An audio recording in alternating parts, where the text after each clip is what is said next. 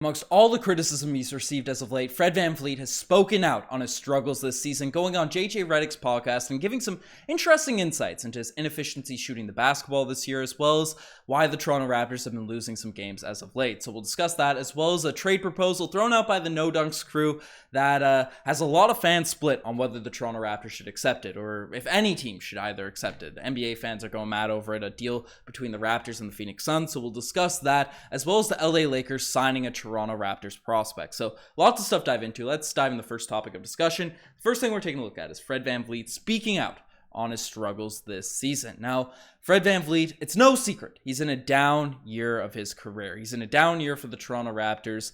On the court and losing, winning games, efficiency, defensive-wise, Fred VanVleet has sort of regressed this season, and he's received a lot of criticism online for it. I mean, this is probably the most Fred VanVleet has been criticized in his career, with maybe the exception of the second round, the first two games of that 2019 championship run when, he wasn't playing that great before he ended up having his kid. He was getting roasted on all the platforms back then, and it's getting to that precedent right now, given Fred VanVleet's performance and expectations and all that sort of stuff. But Fred VanVleet went on JJ Redick's podcast and dropped a lot of interesting nuggets of information about why he's been struggling this year. And one of the quotes that has been going around in short little quotes, short little interviews, and now he got to fully expand upon in JJ Redick's podcast, is the ball's been taken out of his hands this season. It's something he sort of stood by in recent weeks, sort of defending his play out there on the court, how it's been tough for him to adjust for the Raptors.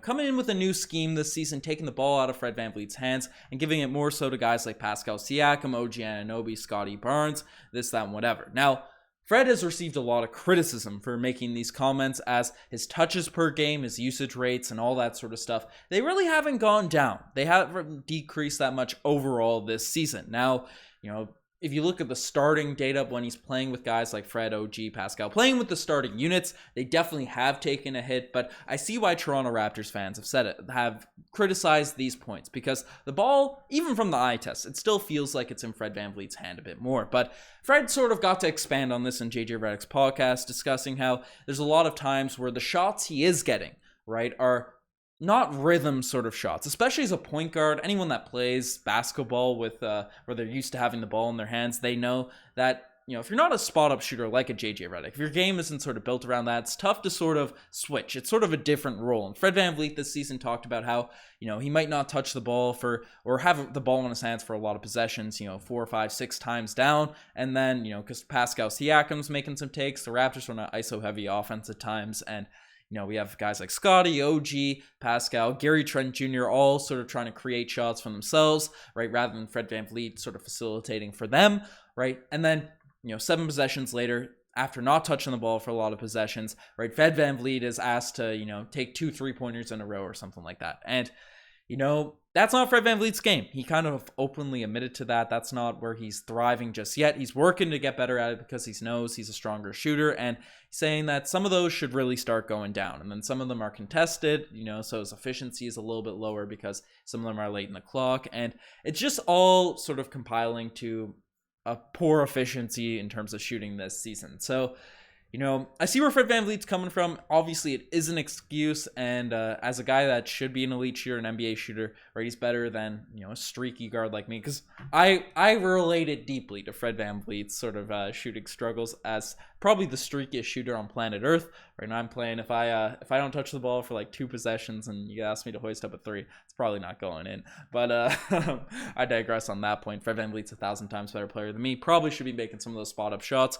But I see what he's saying on that front. And he also talked about how the Toronto Raptors, they had an identity last season. They were one of those grit and grind teams that would get up into you, that they'd be all on a string, and they'd be, while they were smaller and stuff, they had that aggressive mentality, and that identity hasn't really seemed to carry over into this season. Talked about how injuries may have played a part of it. Just, the same message, the same sort of identity that they carried on their shoulders last year. It hasn't been there night in, night out this season. So they're trying to find themselves right now. And he talked about how they're a team that really has a focus, has a load on their top 5 players, right? They aren't that deep. It's a tough situation. And, at other parts of the podcast, when they're just discussing team construction, talked about how if you want to be good in this league, you need to have like 9 or 10 good players on your team. And sort of, didn't allude to it. He wasn't throwing shots at our bench, but it made it seem like, oh, the reason why we are losing this year is because we don't have that deep of a roster. So that was an interesting quote. A lot of interesting pieces to look at from Fred VanVleet's comments. And I've been roasted on this podcast, on these videos, for not saying Fred VanVleet is hot garbage. So, hear at least him defend himself a little bit on the JJ Redick podcast. It's a good listen. Fred VanVleet's always a well-articulated guy in terms of getting deep into NBA stories and giving us the insights more than a lot of NBA players do. So shout out to Fred VanVleet for doing all that stuff, and talked about how hopefully the Toronto Raptors, they went on a run last year, will be able to turn it around this season. So hopefully we do end up going on a little run. But the next thing we're taking a look at is the Lakers signing a Toronto Raptors prospect. Now, the Toronto Raptors have received a lot of criticism as of late for bringing in guys into their system, and one, not giving them an opportunity to thrive, not giving them, the role, the minutes to really blossom as a Toronto Raptor, whether that be guys like Yuta Watanabe, that's thriving in Brooklyn right now, right? O'Shea Brissett, who's carved out a nice role for the Indiana Pacers, or, different guys, across the league. Masai Ujiri has taken some heat, and guys like Justin Champagnie that just got waived that didn't even get to see the floor, right? That's there's criticism there. And we also have guys that have been in the 905 system that didn't even get their call up ever, right? You have a player that just won a championship last season in Gary the Payton II, who was a longtime Raptors 905er that never got the call up for the Raptors, and then signed by the Golden State Warriors and was an integral piece to an NBA championship. And you have a guy down there like Reggie Perry, who's tearing it up. Some people are calling for him to get signed. Well, the Toronto Raptors had a Raptors 905er that just got picked up by the LA Lakers as news came out that Sterling Brown, he's been signed by the LA Lakers. I don't have the tweets there, but he's a long time with the Milwaukee Bucks, spent some time in Houston and Dallas. 3 points per game. He only played a couple of games with the Raptors 905, but he was in our system. And with the Raptors not having Justin Champagnie longer on the roster, while maybe not necessarily Sterling Brown was a guy a lot of Raptors fans wanted to see brought up, a lot of people are hoping maybe we maybe give a 10-day to a Reggie Perry or someone from the Raptors 905 before they get scooped up by another team. So we need something to fill out our bench. We need to take a risk on someone. So we'll see if the Toronto Raptors end up losing any more prospects to other teams, or if we do fill out that final roster position. But the next thing we're taking a look at in this video is the Raptors-Suns trade proposal. Raptors-Suns trade proposal is divisive. That's a weird way to put it. I did there. But, there's a trade going around. The No Dunks crew, they're having a bit of fun with the trade machine. Obviously, a couple of Raptors fans used to be on NBA TV and stuff. Great podcast, great listens. But they threw out a little trade hypothetical that got a lot of people fired up. A lot of people debating about whether or not either team should accept it. Now, I'll bring it up here now. Basically, it's that the Toronto Raptors will receive Jay Crowder, DeAndre Ayton, Cam Johnson, as well as a 2025 first-round pick with a top 5 protection. And the Phoenix Suns would receive Pascal Siakam and Gary Trent Jr. Now, looking at this at first, I was like, oh, as a Raptors fan, I mean, you look at Pascal Siakam this season, the man has been a beast. Well, I'll look at Gary Trent Jr.'s stats first, because that's why I pulled up. At 18 points per game, 2.3 rebounds, 1.5 assists. The 3-point percentage, it was down there for a little bit, but now it's rapidly rising, right at 36% at this point in the year, 1.6 steals per game. Gary Trent Jr.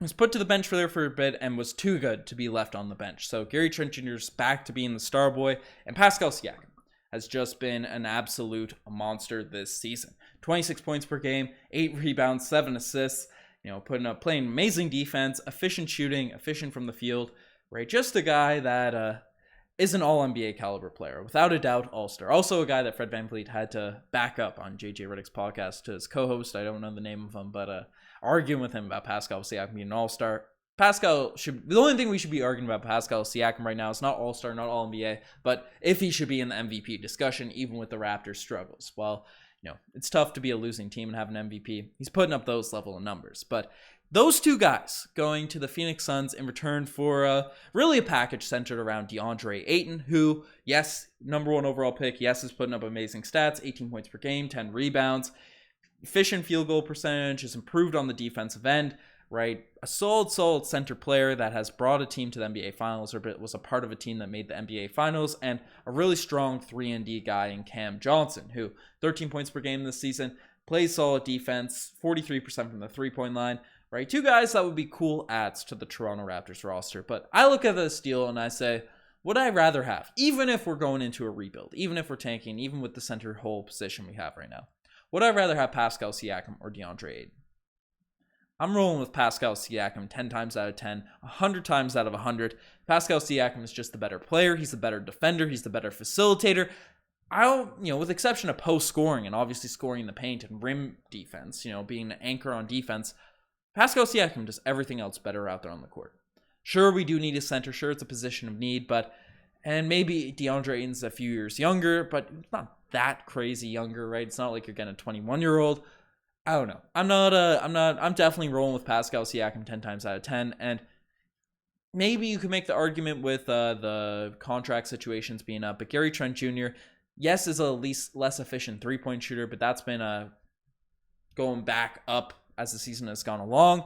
I'm taking him over Cam Johnson. He creates shots, right? He plays defense. He's not a guy that has to be set up 24/7. He can be that 3-and-D floor spacer, but he can also get you some buckets on your own. I mean, look at the shots he was hitting late in that Toronto Raptors game against the Bucks that, sealed the deal in regulation, didn't seal the deal in overtime. Should have got more shots there in OT. So I wasn't accepting it, but you look at the comments from Phoenix Suns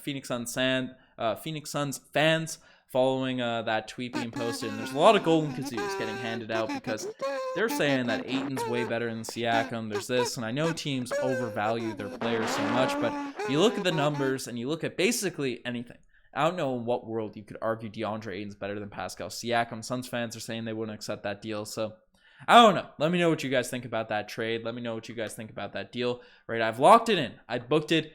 I made the prediction the Raptors will make a trade come this trade deadline. It seemed like a hotter take when I actually made it about a month ago or a few weeks ago, but it's really pointing in that direction. The Toronto Raptors will make a trade, and we got a lot of cool lines coming.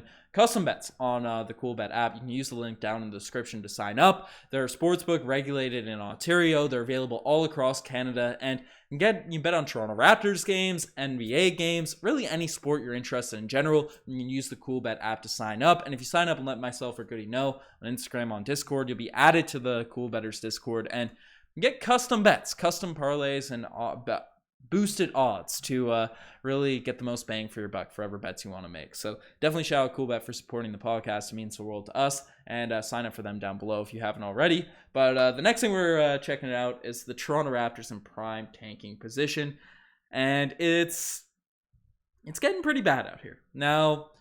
Bad in some sense. Some people are hyped for the tank. Some people really want Victor Wembanyama. But the Toronto Raptors, in terms of wins this season, it's getting pretty ugly. As I creep the tank lottery simulator, Tankathon.com. I haven't done this in about a week or so, but the Toronto Raptors are currently 6th from the bottom in the NBA, tied with the Oklahoma City Thunder, but we have the tiebreaker. So the bottom breaker, whatever you want to call it. And we're only a game and a half ahead, or behind the Phoenix Suns, however you want to put those rankings ahead behind in terms of potentially being in the bottom 5 in the NBA, or the Phoenix Suns. Freudian slip, the Orlando Magic for being a bottom 5 team, which gives us solid odds in terms of getting a top pick. I mean, right now at the 6th position, or the 6th from the bottom, we have an 8% chance of landing Victor Wembanyama, and we have a 34% chance of landing into the top 4. So, that could be Scoot, that could be Victor. I'm not calling for the tank just yet, right? I've had numerous Raptors therapy sessions with you guys post games, saying that I don't want to tank just yet, but we are in a prime position to do so, especially with the Orlando Magic getting some people healthy right now and don't seem to be fully bought into losing games. Now, there are a few teams very close in the Tankathon standings with us at this point, but I don't know. Let me know what you guys think, if we should blow it up or start winning a few games. But you guys are the best to make this far. Subscribe to the channel if you haven't already. You guys are the best. I'm signing out. Cheers.